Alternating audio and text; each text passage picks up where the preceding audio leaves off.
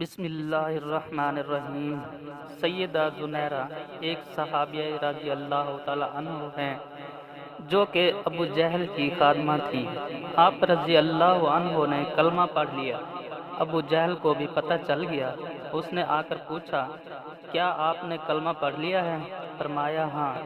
آپ رضی اللہ تعالی عنہ بڑی عمر کی تھی، مشقتیں نہیں اٹھا سکتی تھیں، مگر ابو جہل نے اپنے دوستوں کو ایک دن بلایا اور ان کے سامنے بلا کر انہیں مارنا شروع کر دیا، لیکن برداشت کرتی رہی کیونکہ وہ تو اللہ تعالیٰ کے نام پر اس سے بڑی تکالیف بھی برداشت کرنے کے لیے تیار تھی۔ جب اس نے دیکھا کہ اتنا مارنے کے باوجود اس کی زبان سے کچھ نہیں نکلا تو اس نے آپ رضی اللہ عنہ کے سر میں کوئی چیز ماری جس سے آپ کی بینائی زائل ہو گئی اور آپ رضی اللہ تعالی عنہ نابینا ہو گئی۔ اب انہوں نے مذاق کرنا شروع کر دیا، کہنے لگے، دیکھا ہمارے بتوں کی پوجا چھوڑ چکی تھی، لہذا ہمارے معبودوں نے تمہیں اندھا کر دیا۔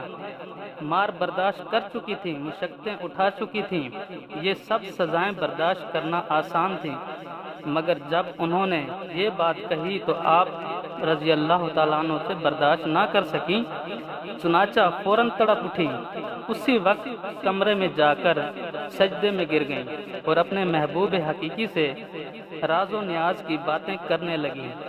عرض کیا، اے اللہ، انہوں نے مجھے سزائیں دی تو میں نے برداشت کیا، وہ میری ہڈیاں بھی توڑ دیتے، وہ میرے جسم کو بھی چھلنی کر دیتے تو میں یہ سب کچھ برداشت کر لیتی، مگر تیری شان میں گستاخی کی کوئی بات برداشت نہیں کر سکتی۔